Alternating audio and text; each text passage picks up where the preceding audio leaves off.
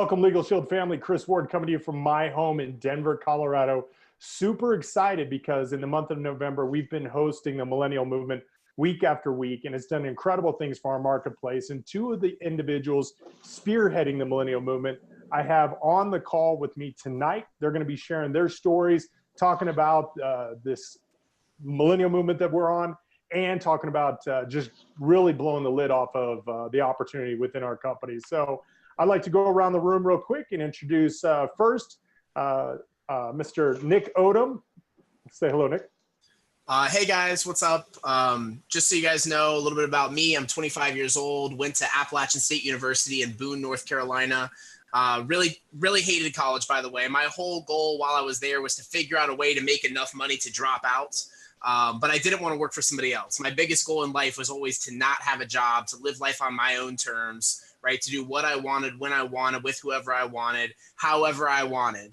And I think that's something that everybody should want to desire, but I can tell you it was extremely challenging to find a vehicle to help me create that type of success. You know, at first I sold soda out of my backpack in high school. I sold kitchen knives door to door in people's homes. You know, I sold vitamin supplements. And I sold medical equipment. I mean, all over the board, looking for a vehicle to help create that success that I was looking for. Was lucky enough to get introduced to LegalShield from a longtime family friend 2.5 years ago. You know, got started, and obviously the rest is history. LegalShield has been that vehicle for me to go out and create the success I needed to be able to live life on my own terms. And now I don't answer to anyone else. So very happy to be on the call tonight. Appreciate you having me, Chris. Hey, thank you very much. And from Alabama, I'd like to introduce you all to Mr. Alex Shahid. Say hello, Alex. Roll Tide. What's going on, friends? We like to dominate here in Alabama like we just did here recently in the Iron Bowl. But a little bit about me. My background is a college student at the University of Alabama, enjoying many championships while I was there. But one of the things that I didn't enjoy was trying to figure out what I was going to do with the rest of my life. My people, the counselors and stuff said, hey, look, just go to school, you know, you'll figure it out. And here it was junior year. And I'm like, yeah, I still don't know what I want to do. And their response was, well, sorry, we don't know what to tell you. And I'm like, well, that sucks. And I was working nights and weekends as a server. I was also doing personal training. I actually trained some of the walk-ons for the University of Alabama football team. And one of my training clients said, hey, man, I'm working on a project. I'd love for you to take a look at it. And I said, sure, what you got? And he shared with me LegalShield. I realized I could have saved $1,600 using the service just one time because of a speeding ticket I had gotten, and it made so much sense to me. I figured it could make dollars. My first month, I generated more money than 3 months at my job as a server, so I quit my job as a server and started working LegalShield, quote unquote, full time, which was about 15 hours a week. And I was knocking down, you know, a little over $1,000 a month while I was in college part time. Which doesn't seem like, you know, game-changing money for a lot of people, but for a college kid, it was epic. And I decided a year later when I graduated from the University of Alabama, at the top of my class, 3.7 GPA, I never created a resume or took a job. Since 2012, when I graduated, all I've ever done was LegalShield. So it's been an incredible journey, and I'm humbled to be a part not only of this webinar, but of the tour as well. Well, excellent. I thank both you gentlemen for taking time out on a Sunday evening to pour into the LegalShield family. And as I'd mentioned, as of November the 1st, we had launched the Millennial Movement in, I believe, 6 or 7 different marketplaces. Denver was one of those. Would you gentlemen please share with us what was the thoughts behind the Millennial Movement? How would you define it? Because what I've learned after the first few weeks is actually has nothing to do with millennials. And so I'd love for you all to share with us kind of the idea, who birthed it, and you know, what is the intention behind the Millennial Movement? Well, I'll tell you, Alex has been here a lot longer than I have and has had tremendous success with the business. And really, you know, this movement's been going on a lot longer than Justin and I have been here. But ultimately, none of us named it. You know, the company named us. You know, Justin and I got started and we went out and we broke this record to platinum, and we did it in 5 months, and was mostly with young people. Now, you know, I'll tell you, it's not like we went out and targeted young people. That's just who our friends were, right? That's who we knew because they're around the same age as us. And so the company really started calling us the Millennial Movement because we were just making waves in the company. We were making moves. We were putting people up on stage, collecting bonuses, you know, creating new executive directors, creating new ring earners very, very quickly. And so the company sort of named us. Now, recently, we've launched the Millennial Movement Tour. And really what that is just the company is taking those new success stories, right? Some of these young guys that are having success, young guys and gals that are having success from around the country, and just flying them into markets to help bring that energy. And it's not about, recruiting young people. Really what it's about the next wave of leadership inside of LegalShield, right? We've got all sorts of incredible leaders that are not necessarily retiring, but, you've been putting in the time for 10, 15, 20 years. You've established a multiple 5-figure monthly income, right? 10, 20, $30,000 a month. And you want to take a step back and spend some time with your family. Well, that's what we're doing this for. And there's a lot of people in our company right now that have reached that point of tremendous success. I've been using the example of Steve Fleming, right? Incredible gentleman who's actually the VP of Jim Rohn International, right? He's in my direct upline, actually was responsible for bringing Frank and Teresa O'Coin into LegalShield. Well, right now he's down in Mexico, right? And he's not building the business on a daily basis. He's living life to the fullest, right? And that check comes in every single day. He told me, he said, I cannot spend it as fast as it comes in. And so because a lot of the old guard, some of these legends inside of LegalShield are really retiring, or they're taking a step down from being on the big stages, we're really just representing the next wave of leadership inside the company.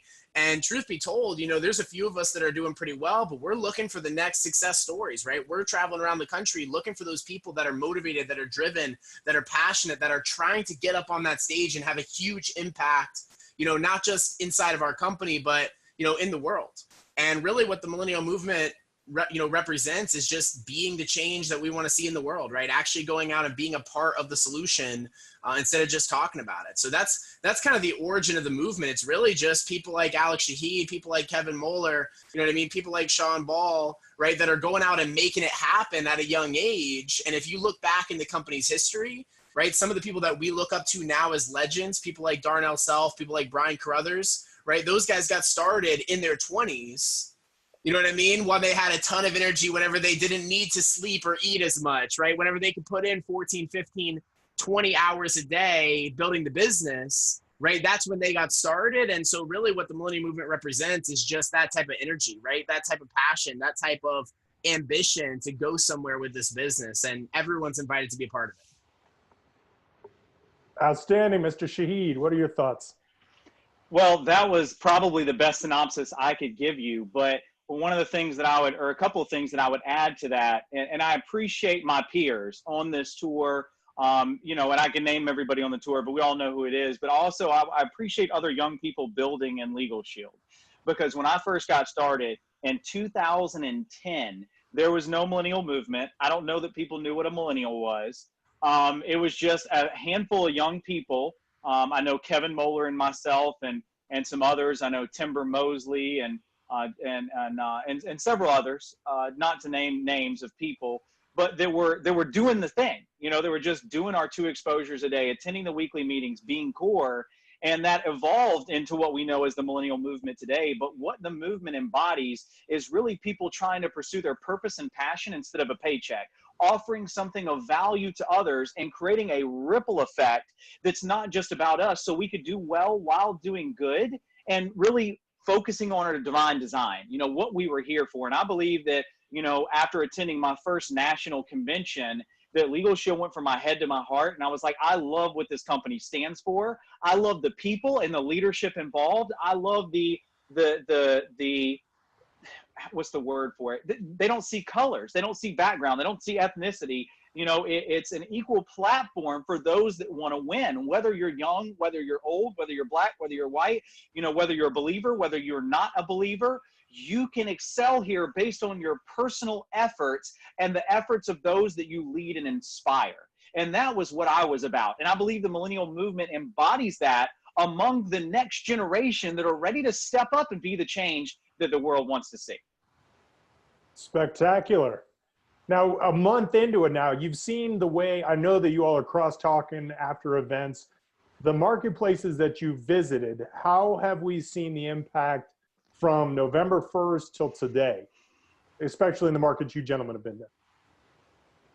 Well, I can tell you that, we're really just now getting this underway. I mean, this was something that was put together only in the last couple of months, couple of weeks even, and we're really starting to, just now get traction on this tour. But I can tell you that just like anything in this business, it really comes down to the promotion that's done. Ultimately, some markets have done an incredible job, promoting for us. I know, while I was out in Denver, we had, a massive Super Saturday, right? Great attendance out to all of the events that we went to, right? Just like, obviously you guys did a really good job, promoting for this. And that's one thing that I want to say on here, because I know there are people that are all around the country. You may not be in one of the markets that we're coming into. I want you to know that it doesn't matter where you are, as far as geographically in this business whatsoever. You know what I mean? If you're looking for somebody with more results than me to say that, go out on YouTube and look at Eric Worre's response when people say, well, you haven't met people from my hometown. Right? This dude's traveled all over the entire world, and everyone, everywhere he goes, is looking for the same things in life, right? They're looking for happiness. They're looking for security. They're looking for, a way to empower themselves, empower their family. And network marketing is a great option for those people.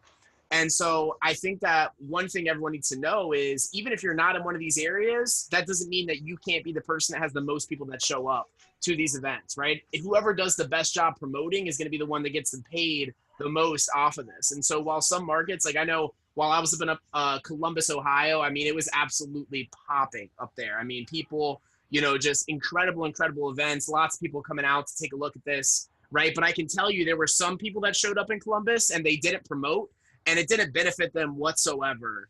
You know what I mean?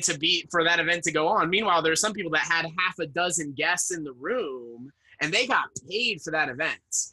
And so some markets are really doing a great job promoting. Some are not doing as great of a job. But I'll tell you, you shouldn't, as an individual, you shouldn't be worried about the market whatsoever. You should just be going, how well am I doing for my personal promotion? How many people am I going to get out, to New York City, right? To Detroit, right? To Denver, wherever you're promoting for people on this tour, it should be about how many people you're going to get in the room. That's what I would focus on. But absolutely, some of the markets we've been into have just been incredible. Like, they're blowing up right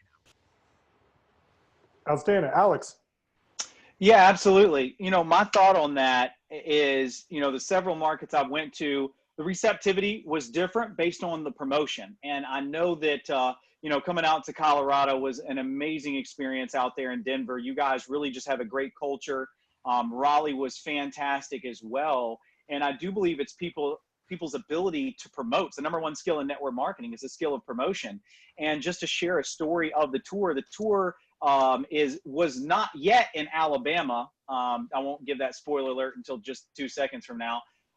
But when I went up to Raleigh, I did some prospecting because I didn't have team in Raleigh. I sent one of my prospects out next week to the tour, where it was being held when I was not there, and he came on board as a recruit. And so you can leverage this tour no matter where you're at. But let me just say this: success isn't final and failure isn't fatal. And so that's a warning to those at the top and hope to those who yet to be there. And what I mean by that is this tour is fluid. It's not just like one place, one city, these set locations, these set speakers.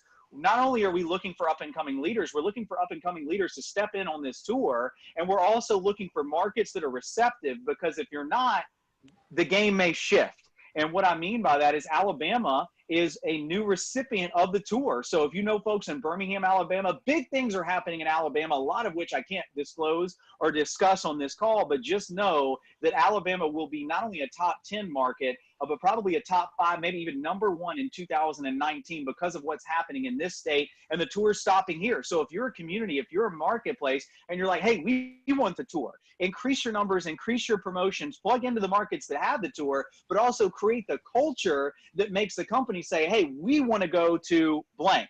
And so wherever that is for you, put yourself on the map. Outstanding. Now, just for the record, what of the states you've been in is your favorite thus far?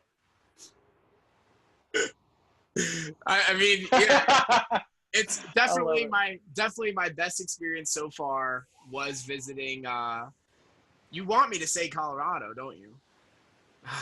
And I hate it because I really did have an incredible time while I was there. I was treated like royalty. You know what I mean? Like, seriously, if you guys are, if we're, I don't know who else is gonna be watching this, But if you are working with this guy right here, Chris Ward, he is an absolutely incredible, incredible leader. He hosted me like no one else has ever hosted me in the past. Like Alex is going to have to step his game up the next time, right? I mean, it's just the way it is, right? It's just the way it is. But definitely, so far my dude, and it's tough because I'll tell you what, April Hurst up in Ohio, nobody in the world of Legal Shield puts on events like she does. And so I got to say that those have been my favorite two so far, and I'm definitely excited to see how the rest of the markets stack up. I'm going to be in Detroit here in December. I'm going to be in New York in January. I think I might be coming back out to Denver in February. I know we got to talk about that. Absolutely. Yeah. Well, I would say I had a blast in Denver. And on the note of that, everything rises and falls on leadership. And if you don't have good leadership in different marketplaces or in a marketplace, you're not going to have synergy, culture, and a good event. And I've been to marketplaces that just simply didn't have leaders that were stepping up. They were in leadership positions. They just weren't stepping up. And Chris, I have to say that probably one of the most competent market visits and altogether well-rounded leaders, is yourself. And I've heard from so many people in the marketplace when Chris Ward, came in here, the marketplace really started to turn around, and that's what it takes. And you don't have to have a company awarded position to create that culture in a marketplace. When I say step up, leadership is not a designed level or position. It's a culture that's built. And so Colorado has done a great job of building that culture. I really enjoyed my time in Raleigh, just because I was with such great friends, and Justin and Nick and, Sean and several others that were really great at hosting that marketplace. And I think it really comes down to not one person or a market, it's the culture and the buy-in of that marketplace. So I'm looking forward to different marketplaces that I'm going to be traveling to here in December and in January, wrapping up the tour and having new things to say about different marketplaces that I like. So absolutely. Excellent. That's 2 points that I want to cover as well, is that if I'm building into a market, so I myself this whole week have been prospecting out in Raleigh, North Carolina, where when I initially looked at my friends on Facebook who I knew in North Carolina, they were only LegalShield associates. And so I've been, going out and trying to find people. I've been connecting people. I have 3 guests for lunch on Wednesday with Mr. John Gardner. For you gentlemen, when you're going into a marketplace where you don't know anybody, how are you prospecting in those marketplaces that are been impacted by the Millennial Movement? Well, Alex, I'll let you jump in on that one, man. I think you've already proven that you're extremely good at this. Well, I appreciate that. Everything rises and falls on leadership. It's all about culture. And culture, really, you could tell the culture of an event by 2 things, or of a marketplace by 2 things. Number one, hugs. How many hugs are happening at the meetings? Like, is it just, oh, hey, how you doing? Shake your hand. It's like, what's up, man? And hugs. I'm big on, I just love people. And then secondly, it's the number of people that show up to the after event. So hugs in the after event. If you have a great business event, but you have very few people show up to the after event, you can tell the culture is not as strong. And I've seen different marketplaces do different things. But again, Alabama, when I got involved, didn't have much culture. There wasn't a lot going on in 2010 in the state of Alabama. So between myself and Kevin Moeller, we were really able to craft a culture, with call parties and different performance club events and, just different things with a team. There were no qualifications. They were like, come on, hang out, pay your own way. But we're doing pizza and calls. We're doing bowling. We're doing this. We're doing that. And so, typically what I do to create culture in a marketplace, whether it's tour related or not, is doing things that I enjoy doing, which could be bowling or going to see a movie, or I honestly really enjoy making calls and like talking to people that are fired up. So, making calls to me is not a chore, it's an opportunity. And so I really enjoy it. So anything that I enjoy doing, I invite team to come enjoy it with me. If you're doing something, by yourself, it's linear. There's no exponential growth there. Even if you're building a team, exponential growth happens when you're alongside of people that have the same vision as you do. You can cast that vision, create that culture, and therefore build a marketplace. It only takes 2 or 3 people that agree to move the ball forward in a particular area of the country to grow that marketplace. You find 2 or 3, literally 2 or 3 core people in a very small region of a marketplace, and within 90 days, they can put that thing on the map where the entire country takes notice. Yeah. Well, Absolutely. I'll tell you, if I'm trying to prospect into an area where there are events going on and I don't live in that area, or if I'm trying to build into a market, like for instance, like we've got, Alex was just down here in Raleigh and he doesn't live here, but he was prospecting like crazy while he was here. And just like you mentioned, he sent someone out that he met while he was here. He sent them out to the event the next week, and we actually closed him. His name's Bennett. He actually joined the business from the luncheon. So if you're trying to build into one of these markets, you don't know a lot of people, I would definitely recommend, if you're going to be there in person, while you're there in person, your job is to not let anybody walk by you without connecting with them, right? But like online, I know a lot of people will, go through LinkedIn and look at their connections in that area and send out messages like, hey, I'm going to be in the local area. You want to grab coffee, right? And you can book a ton of professional meetings in that regard using something like Shaper or LinkedIn, right? Or going through your Facebook and look and say, okay, who lives in this area? But also, I know like Curlin's Cassius, he's been recruiting like crazy off of social media, right? He's adding 20 to 25 people to his friends list a day, right? Add people that are in the market that you're going to be going to visit, right? And build up a new list over time, right? Leading into that event, right? So there's a lot of different ways to meet people in a new area. I would definitely focus on whatever your skill set is, right? Prospecting just comes down to connecting with somebody enough to where you've got a relationship to invite them to take a look at this information. If that's in person, if that's on social, right? Whatever it is for you, that's fine. But the goal is just to build a big list of contacts to that area so that you can then invite them all out, to the events. And especially, kind of going off what Alex said, right? Using some of the culture building events to get to bring people to take a look at what we're doing is a great way to do it, right? I know while I was in Denver, Chris, you set up a social, right, at a very nice venue, and people were able to come out and just mix and mingle and grab a drink or grab some food and hang out with us. And they got to meet the people involved. And then from there, we were able to invite them actually to come out and see the information at the event. So if it's people that are, maybe not like, you don't know them well enough to just invite them straight out to the event. Maybe you go from, your social media to, just meeting up with them, to grab coffee or some sort of social interaction, and then using that to build up your relationship and build up your connection to then invite them out to the event. But it ultimately just comes down to building up that list of contacts and then inviting them to the event. I mean, that's all we do anyway. Absolutely. One of the things that for everybody that I've got a chance to hang out with both of these gentlemen and all of our speakers thus far, is one thing I've seen that's consistent is that they leave no one untouched. Whenever we were talking to somebody, if I wasn't in there with an exposure quick, these guys were all over it. And so, you have to ask, fear of loss. Do you want somebody that's acting like this, that's completely an A activity in your marketplace? So I would suggest get out there. If you don't have any movers and shakers, be that person. Like he said, don't everybody you walk by, you should be interacting with. My activity mode has just been, and monsters, just going crazy since these guys have been out here, just because I saw their work ethic, and their phones never stop ringing. Is that when they're here, their team's hitting them up for conference calls nonstop, while they're here. And it's just amazing that I even saw Alex, even when we were at the social, stepping out to take conference calls, even during social events. So those are good notes for everybody to be taken. And I think that with the fact that the company said, we're going to focus the Millennial Movement on a handful of cities, you have what we call forced concentration, where you've dedicated all of your focus to, I would say, the market that you're in, as well as another. So, I mean, would you guys agree? I mean, it's so much easier for me to prospect in Raleigh from now until the boot camp, Yes. as opposed to me connecting with one person in North Carolina, one person in Miami, Florida, one person in Burbank, Alaska. What do y'all think about just concentrating all of your recruiting efforts on a particular market? Yeah, Raleigh is actually now the mecca of all of LegalShield. For everyone who didn't know, it's no longer Oklahoma. It's definitely never been Alabama, and it is Raleigh, North Carolina. And this has been an intention that I've been putting out because, right, it's so much easier in an area.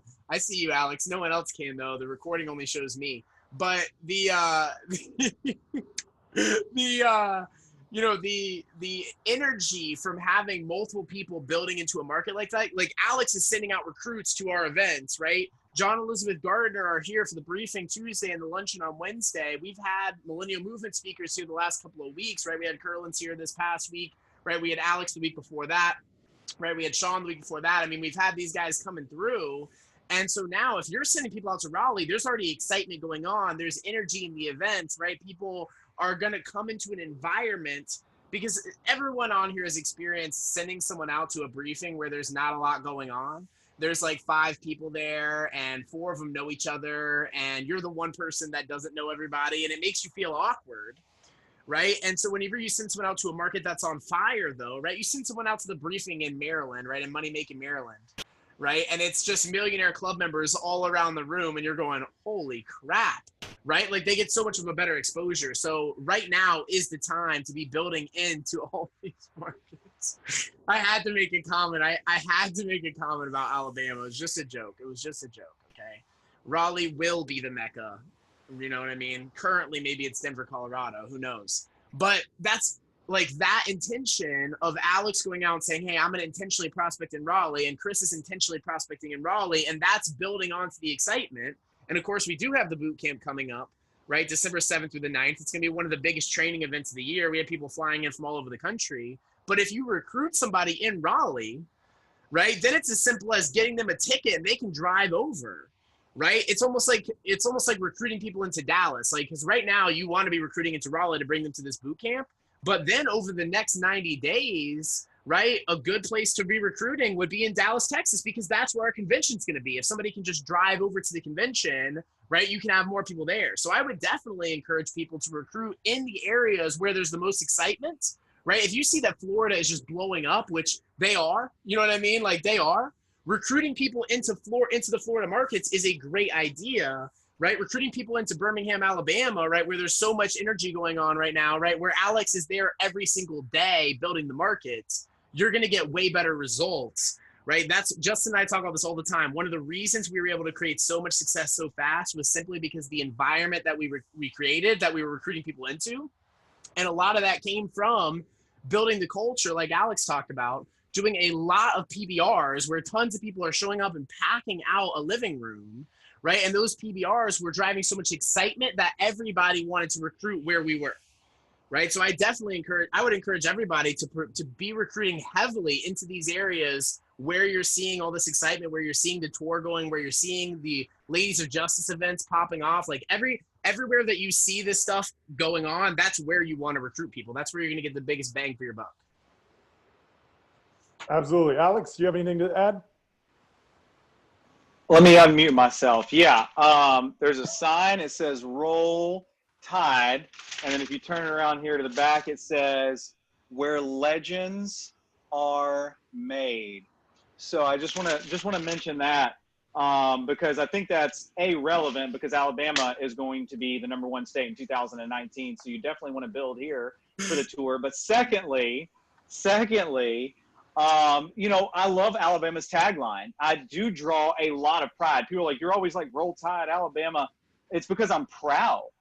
And do you think I hesitate to give a Roll Tide to people when I'm out and about? No, I Roll Tide everybody that has anything with an A on it. I Roll Tide them all. And because I'm so proud of where I came from. I mean, how could you not be proud of a school that has a tagline of where legends are made? Don't we all want to be legends in network marketing? Don't we all want to be legends in LegalShield? And so my question to you, because I think Nick did a great job of training and stuff, so I don't need to hit on that. My question to you is, do you want to be a legend? Do you want to be remembered? And are you proud of what you represent? I mean, if you turn around anywhere in my office, I mean, there's Coach Paul Bear Bryant. If you believe in yourself and have dedication and pride and never quit, you'll be a winner. The price of victory is high, but so are the rewards. So many signs around me of greatness. So many signs, so many Alabama pictures of great plays and great moments. And it's going to go down in history. We are going to go down in history. And the question is, are you part of the supporting cast, or are you one of the main characters? Or are you just going to watch the video be played from the main screen? Because everybody wants to root for a champion. Everybody wants to be an Alabama fan today because they know they dominate everybody that they play. But everybody wants to know a champion. Most people don't want to put in the work to become one, because it's what you do when you don't feel like doing it. It's what you do when it's easy not to do it. It's what you do when other people aren't looking. when you're in practice that determines when you're on the field who wins the game. And it's time to win the game. The game isn't won in the first quarter. Doesn't matter what happens in the first quarter. The game is won in the fourth quarter. We are in the fourth quarter of the year. We are in the fourth quarter of the journey of 2018, and we are in the championship stretch in November and December of putting points on the board, putting memberships on the board, putting recruits on the board, putting our name down on the legacy chart. Will this be a legacy year? Did you finish the results that you put out for yourself? Did you complete what you said that you were going to do? Because it doesn't matter how you start if you don't finish. And that's all I got to say. Dang. I kind of wish that I would have reserved, if I'd have known that was coming, I would be like, sorry, folks, end of the show. He just dropped the mic. No, I do have one more question, and then we'll call it quits. I thought that was it. Yeah, I thought that was it too. I mean, that was the closer right there. That was the best. I just have one more. Somebody should have told me. I couldn't stop you. You were roll tide. Roll tide. All right. So the last question is: when you recruit somebody in a marketplace that doesn't have a luncheon, they don't have a briefing, it's hours to the nearest training. What are you gentlemen specifically doing to help those new associates be successful? Well, I can tell you there's two things to know. If you're in an area that doesn't have meetings, there's two things you need to know. Number one, it's going to be harder to get a local culture going than it would be if there already was a meeting.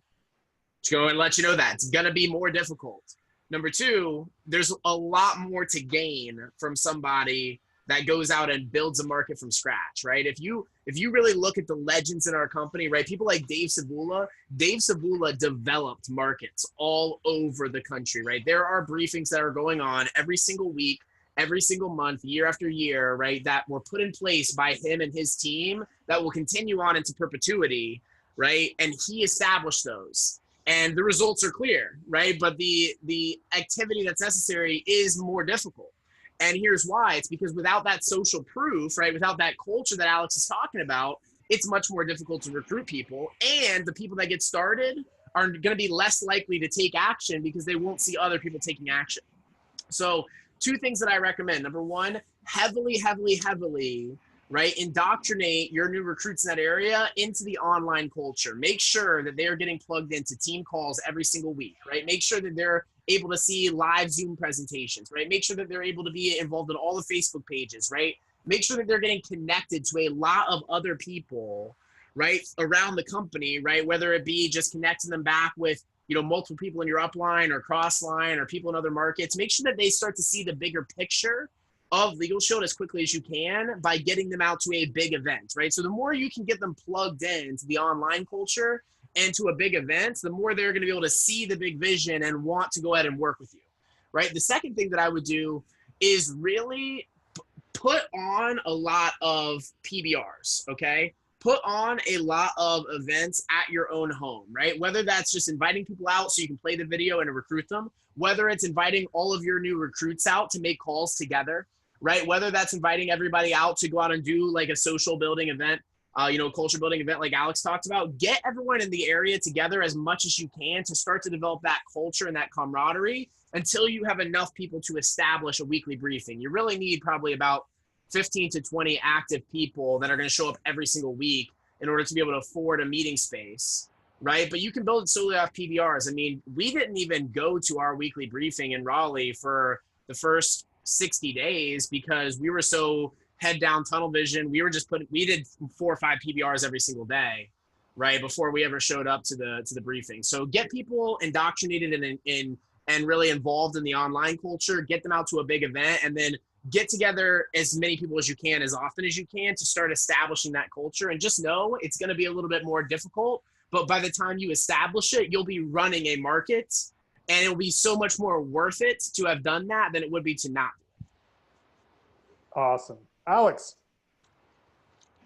100%. All right. So mine's pretty quick. Personal development. That's the answer. Because you have to add value to people. And so when you're in a marketplace, do everything that Nick said, but it's things like this: success drive. These are in your Prospect by LegalShield mobile app. And it's, Dave Savula, Brian Carruthers, interviewed by Darnell Self. I mean, they literally lay out the roadmap, in something like this. So you have to make sure that people are properly plugged in to the culture and infrastructure of LegalShield, meaning they're jumping on their weekly conference calls, they're listening to the leadership show, whether it's live or on replay. They're integrating personal development and listening to the Platinum Audio CD set that most people don't even know. They're all in their Prospect by LegalShield mobile app, so they can understand what a top earner, how a top earner thinks, and how a top earner builds a marketplace. Because we're not going to be able to give you everything on this call on how to build a marketplace. I can give you the resources, but give a man a fish, feed him for a day, teach a man a fish, feed him for a lifetime. And so what I learned early on is to be hungry and to be thirsty for knowledge. And I found and sought out people in this business that would teach me. And based on my production numbers, they saw me valuable as somebody to pour into.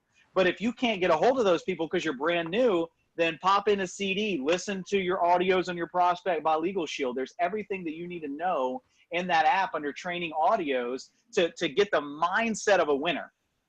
And when you have the mindset of a winner and you know what it takes to win, then it's up to you to decide to be a winner, to do what's necessary, and when pushed, not just what's convenient. That's the difference in being the chicken and being the pig. The chicken was interested in breakfast, hence an egg. The chicken lives another day. The pig was breakfast, aka bacon. And so success is not convenient. And when you decide to be committed, it's not doing what's convenient, but what's necessary when stretched. And that's what it takes to build a marketplace. Awesome. Well, thank you, gentlemen, for taking time out on your Sunday nights to pour into our LegalShield family. And so do you have anything else to say before I let you go? I mean, dude, I think it's all been said. I think that every single person needs to know that you have unlimited potential. You can have or do anything that you want in life. You can go all the way to the top in LegalShield. Many of us that have had some level of success in the company, we had very, very difficult backgrounds. We had struggles that we overcame. We didn't start with a lot of money. We didn't start with a lot of time. We didn't start with big networks, right? We didn't know how to do it when we got started, but we just made the decision that we were going to go to the top, that we could go to the top. And that's all it takes. If you're willing to decide to do it, if you're willing to decide to make it happen, you absolutely can. 100%. What I would say is doors of opportunity are open to those who continually knock. Life responds to seed, not to need. So you either have to get good at planting in the spring or begging in the fall. The activity of today results equals the results of tomorrow. And so you have to ask yourself where your business is now as a result of what you did 60 to 90 days ago. You know, August, July, August, maybe September is where your business is today. So what you do today and tomorrow determines where you start 2019. There is no domination without discipline.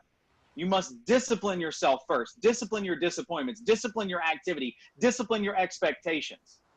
And once you have that discipline, you can go out on the field and dominate. Everything happens with a decision followed by action. Nothing matters if action is not taken, but you must decide first on what you want, because when the goal is clear, the work is easy. And so what's time to do right now, tonight, Sunday night, it's time to get to work. It's time to make some calls. And I'm about to get off here, go eat some quick dinner, and get back on the phone because it's my time to dominate. And it all starts with you, because we must first be the change that we want to see. We must make the shift into activity so that folks will want to join the movement. With that being said, thank you guys. All right, gentlemen, you all have a wonderful evening. Thank you very much.